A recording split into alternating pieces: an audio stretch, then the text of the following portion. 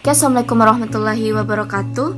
In this video, we would like to analyze the short story, and the title is the story of an hour.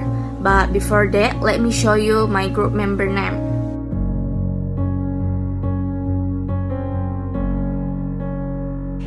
In my part, I would like to explain synopsis, characterization, plot, and setting.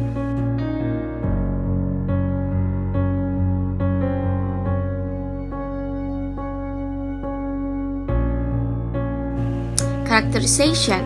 First, Miss Mallar in the story mentioned that Miss Mallar was young and her face was very beautiful and radiant. With all this thing being said, that Miss Mallar looks like a tough woman. She's an obedient wife and submissive to her husband. Second, Josephine. Josephine is a kind, polite, and very caring person. The role is seen when she tries to make her sister calm and patient in facing the fact that her husband has died. Third, Richard. Richard is a kind and caring person. This role was seen when he received word that his friend, Pratiwi Mallar, was being sorted out in an accident. He quickly contacted Mr. Mallar's family, was careful to be accepted with grace. Fourth, Pratiwi Mallar.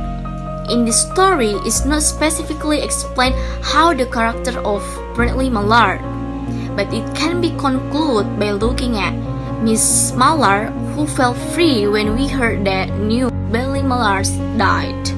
We can conclude that he is a firm husband. Okay, setting. In the setting section is divided into 4 parts, namely setting of place, setting of time, social background, and the last, a setting of atmosphere. The setting of the main place in this story is in Mallar's family house, then the newspaper office, Miss Mallar's room, and downstairs. Setting of time. In the short story, the story an hour, it is not explained when the event occurred. Social background. The story doesn't explain the social background experienced by the characters. And here, the social background that I can correct is Miss Mallar. That is, she is a wife who obeys the orders of her husband, Pratiwi Mallar. And it can be seen from Miss Mallar, who is in the house and feels free when her husband dies. She won't be depressed anymore. Setting of atmosphere. First, fear or anxiety. First, when Josephine knew Mr. Mallar had died, she told Miss Mallar with broken sentence. Second, Josephine persuaded her sister to come out of the room that locked, after crying so hard when she heard of her husband's death. Second, sadness. Hearing the news of her husband's death, Miss Mallar is crying. Third, happiness. Behind the sadness, she feels free. Her body and soul are free. She will live for herself. No more compulsion of will.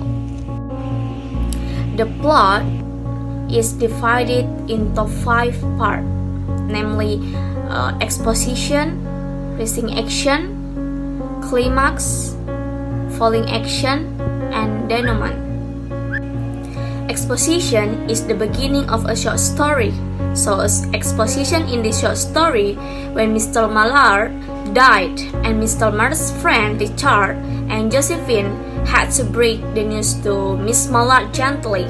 Miss Mallar has a heart disease, so Josephine and Richard have to tell her very carefully, so she doesn't die too. Rising action. Rising action is a situation where the conflict has arisen but has not yet climaxed. Miss Mallar was grieving and trying to deal with her unusual feelings. Miss Mallar complicates the expected reaction of a woman to her husband's death by reacting in a completely unusual way. Instead of refusing to believe the news or accept it, she immediately grabbed it and burst into tears before leaving alone. All of this is meant to show us that she is an unusual widow, and it prepared us for the climax to come. Climax. Miss Mallar declared that she was free. Miss Mallard struggled with her grief, and then also struggled with a new piece of knowledge that came to her. She tried to dodge it, but she couldn't. Finally, she gave in to the realization that she was free and she was happy. After the tragedy of hearing such bad news and managing such transfer emotion of grief and abandonment, Miss Mallard was so overwhelmed by her feelings of freedom. Her fantasies made a maze of the day before it, spring days and summer days and all kinds of days that would be hers. Following action, Miss Mallard came out of her room, met her sister and start down the stairs. Miss Mallard stepped out of her room at the pinnacle of victory, feeling like she had conquered her grief, her unhappiness and her newfound desire for freedom. She came out of her room like a new person, stronger for her grief and excited about her future life. She was almost high with all the emotion and adrenaline floating about her as she kept fixated on the idea that she was finally free. Denouement. Mr. Mallard came home. Everyone was shocked. Miss Mallard was so shocked. She had all the emotion and excitement about freedom running through her body, and it killed her. Hi, I'm Fadillah Ayu Natasya, and I will explain about the point of view, symbolism, and figurative languages. The first is about the point of view of the story. So the point of view of this story is categorized as the third person limited omniscient. In this story, the storyteller or the narrator is not the participant of the events which take place and is aware of the thoughts of Mrs. Mallard. Okay, now let's move to the symbolism. Symbolism is something that stands for or suggests something else, and it represents something beyond literal meaning. So yeah, let's see some symbolism in this story. The first one is about the heart trouble. So the heart trouble here symbolizes both a physical and symbolic malady that represents Mrs. Mallard's ambivalence toward her marriage and unhappiness with her lack of freedom. The second symbolism here is about the open window. So the open window symbolizes the freedom and opportunities that await her after her husband has died. It provides a clear view that she'll have a bright future. Now we'll talk about the figurative languages in the story. The first is the similus. A simile is a figure of speech that compares two different things in an interesting way using the word like or as. Now let's see some of the similes in these sentences. Okay, in this sentence, the author compares the sadness of Mrs. Mallard to a child who cried. Next sentence.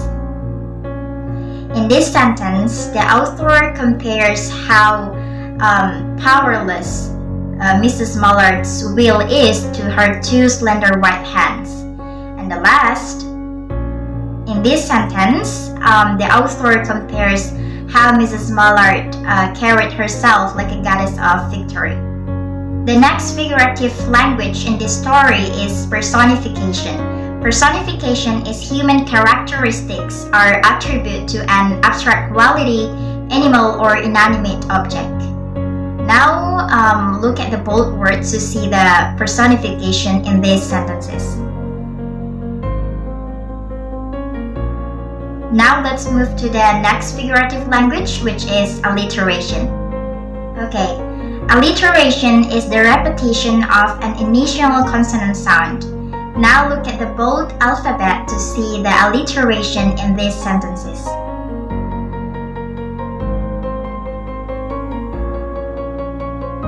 So that's all about the figurative languages that we found in this story.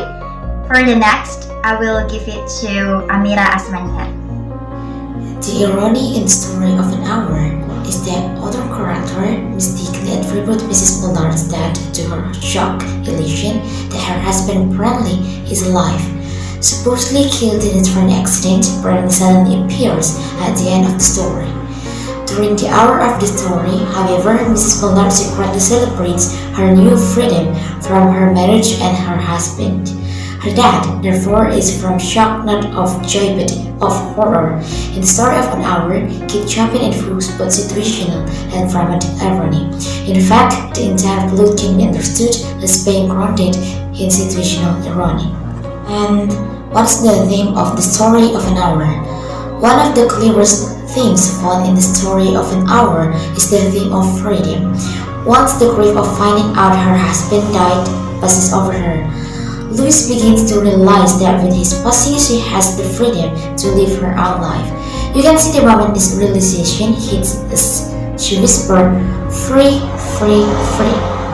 The moral of the story undermines the famous saying, "The truth shall set you free." Mrs. Mallard finds freedom in the false belief that her husband is dead and dies when she faces the truth. By dying at the end of the story, Mrs. Mallard fulfills her earlier fantasies of freeing herself from her humdrum yet pleasant married life.